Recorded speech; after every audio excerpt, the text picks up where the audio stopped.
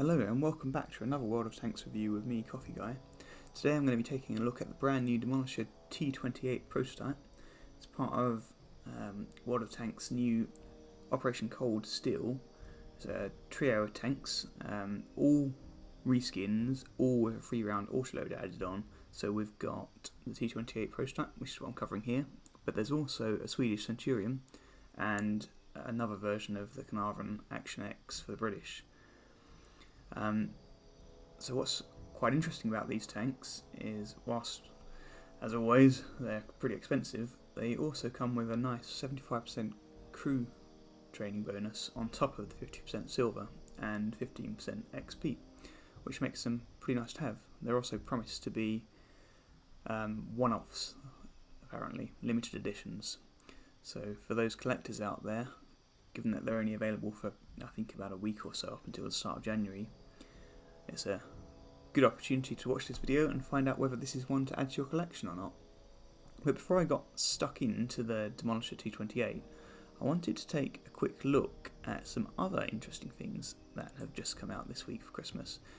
And these are the xmas war chests. So what do you get in these? Well, you get one of many festive themed crews which are allocated to certain nations. So up first we've got Mrs. Claus. So this is the base crew that you can get, coming with 1 skill, and you get 25 gold and 500 XP. The 25 gold is so you can change the skill if you want. And as you progress, rarer crews come with 2 skills, and you get some with 3 skills. We've got Krampus came in there.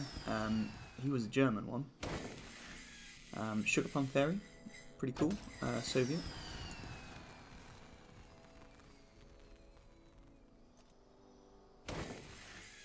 And Tio de Nadal. So I got quite excited by this. This was with 2 skills added on. And I thought, oh, an Italian crew, that's going to be great. No, it's a mercenary crew, which is absolutely useless.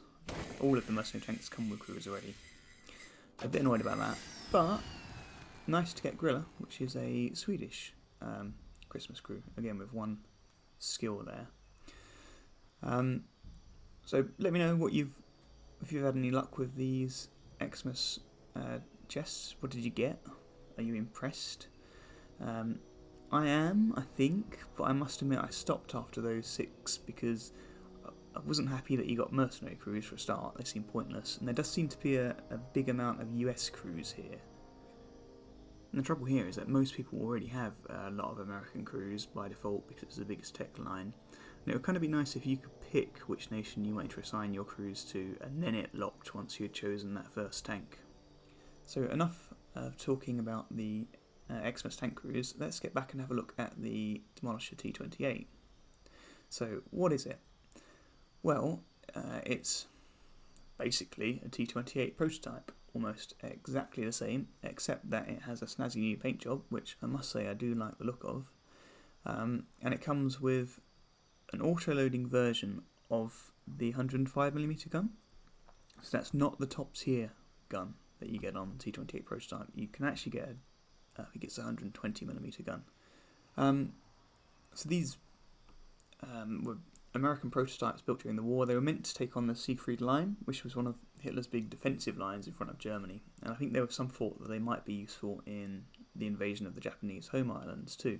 But by the time they'd actually built them, the war was over and they weren't needed. And they also would have been quite impractical to get over to Japan, I think, because of their transport weight. So let's jump in to some of the stats, and as we go through, I'll just do a quick comparison about exactly how this tank differs to the tech tree version, and whether it's worth you buying. So jumping in at the engine, you get 810 horsepower, and that's an increase of 30 over the tech tree version, giving you an extra speed of 2 km an hour faster in forward and reverse. So that's definitely one of the big advantages of this tank. So in terms of the gun, you've got the 105mm T5E1, which historically was actually meant to be really good at demolishing concrete. I wonder whether that's where they got the name the Demolisher from. So this gun has a slightly better rate of fire than the 120mm that you get on the tech tree. It's also got slightly better accuracy at 0.35, exactly the same elevation, depression, -10, +15, But your penetration is a bit less on standard shells at only 198, and your damage is a bit less at 322. But don't forget that whilst on the Tech Tree one, for every 10-second reload, you can do 400 damage.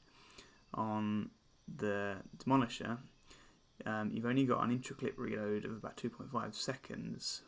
So for each 400 you can do on the Tech Tree version, you can potentially do 960 here, although you've then got a 22-second reload after that. But you can get that down if you use Vents, Crew Skills, Brothers in Arms, and also Consumables. So I think I've got mine down to about 16 seconds, which isn't too bad at all. So again, I'd say the gun is a big selling point on this tank. In terms of your tracks, they give you a whole traverse of 18 degrees a second, which is a bit slower than the Tech Tree version, which gets 20 degrees a second. You also get 18 degrees a second on your turret as well, and 380 meters view range, which is the same as on the Tech Tree version. Your radio is also the same tier, and located in the same location, just up in the turret there. And your ammunition is also stored in exactly the same place. It's quite easy to hit as well, as you can see. If you just hit that thin stretch of hold just right below where the turret is, all along the base of the turret, you're probably going to go through because it's only 50 mils of side armour and you'll hit their ammo rack. In terms of crew, 5 radio operator, machine gunner and driver in the hull, and then you've got the commander and 2 gunners up in the turret. Weirdly enough, I found the ones in the hull seem to be fairly safe, even though you've got that big weak spot machine gun port in front of the radio operator. But I found that you will lose your gunner quite a lot, which is a bit weird, because the turret's one of the best armoured bits about this tank, but there we go. So, onto armour. 50 mils around the side. You've got a very weak plate on the back for 20, so you're a magnet for artillery on this. Turret roof is very weak as well. About 100 on the back of the turret, 127 on the sides and parts of the front, 139 as you start to get towards the front of the turret, 147 on those side plates there, which are very nicely angled. Unfortunately, 152 is quite a lot for the machine gun port on that very bottom of the hull, but they're not, especially the machine gun port, it's not very well angled and it does stick out a lot, so it's really hard to hide. Angling doesn't really help you that much. What you need to do really is try and find a rock or something to stick in front of it, because people will pen that quite easily, particularly if you're getting into tier 10 games. One positive thing, I guess the cupolas are pretty well armoured. People struggle to go through them. They're not really the weak spots people assume they might be, but then they're quite hard to hit and you've got other big weak spots all over your hull, so I don't think it's really going to help you that much.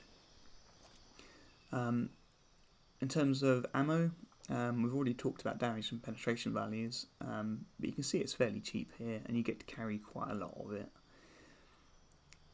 If you go up to that premium ammo, you're going to give yourself an extra boost in penetration to 245, which is not as good as on Tech Tree again, but it'll do the job. In terms of equipment, I've gone for a spool liner, for coated optics, and for vents. Obviously spool liners, because of the RT, you're a bit of a magnet and you're quite slow. Vents just improve performance everywhere, and it's quite nice to have that little bit of view range on coated optics. But I guess if you wanted to go for a slightly different layout, I suppose you could swap the spool liner for gun laying drive, because it might just give you a bit of boost to your firepower, and you could work on the assumption that if you're going to get hit by RT, 30% reduction in damage is probably not going to do all that much for you, really. In terms of customization, you can put camo on it. It's not one of those annoying ones where you have to go for clear camo. You can actually put a nice bit of winter camo underneath, and you get the nice blue layering come through on top of that. Which is quite nice actually, because I do quite like the camo on these ones. It's a nice kind of shimmering, almost like a meteorite kind of blue colour. Anyway, enough garage talk. Let's get into some gameplay. So this is a tier 8 game. Now, first probably 10 or so games I had in this were really not very good, not very fun at all. I think part of it was because I hadn't played the T28 Proto in a while, and I'd reverted back to my default of charging in because it's got quite a lot of armour. You can play as a pseudo heavy. Unsurprisingly, I got my arse handed to me and sent back to the garage. So what I'm doing here is trying to treat it as the tank destroyer it's meant to be. I'm trying to sit back a little bit so I don't get spotted and have everybody shooting at me like the massive target I am. And you can see that having the autoloader actually makes you quite good against light tanks because you can track and then kill, whereas if I was on the tech tree one I would have tracked and I wouldn't have got the chance to get the next shot in on him. Unfortunately though, the problem with the T28 Proto, the problem that the tech tree one faced, where your turret is so slow and if you get circled to death by lights, you still got that on this. You've still got that slow turret reverse.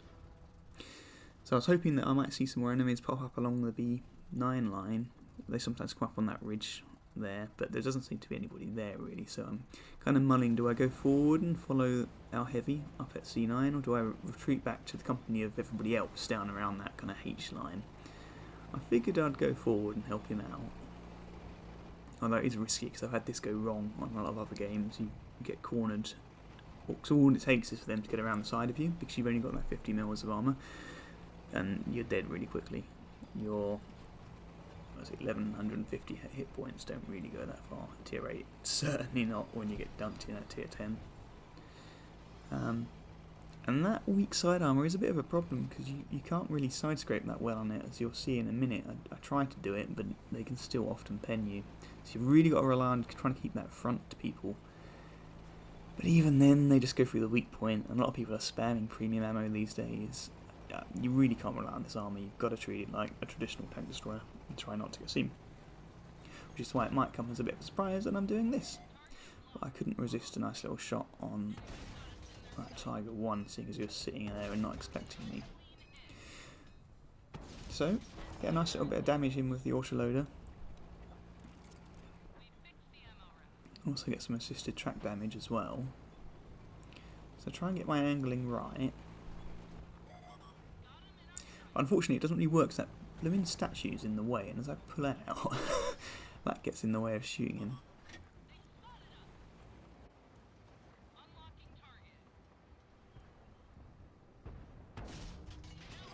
And that just disappears into God knows where. I managed to track him and get the tracking damage on him though. And you can see that reload time with those vents and with Brothers in Arms on the crew, it does go down to about 16 seconds, which is pretty good for an autoloader actually. It is pretty good.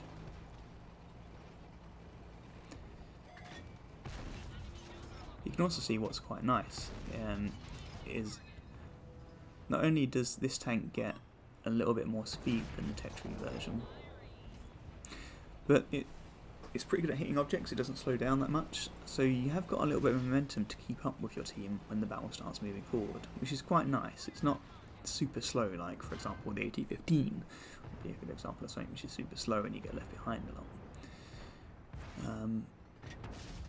So I managed to track him, get a little bit of assisted damage there. So I guess, winding this down, should you get this tank, should you get any of these Operation Cold Steel trio, personally I would say if you're going to go for one, the T28 prototype Demolisher makes the most sense, because there aren't any other tier 8 American premium tank destroyers that you can go for. I think it's also got a really snazzy design. I really like that, and I like the fact that it's a really good crew trainer as well. I think that's a really nice feature. However, it also does cost a lot of money, and for the silver and XP boosts, there are plenty of other American premiums and even premium tank destroyers that can compete with that, just not quite at tier 8. Moving on to the other Cold Ops tanks, so the Earthshaker Centurion and the Eradicator Carnarvon, they're so similar to existing premiums. They don't even have a unique niche like the Demolisher does.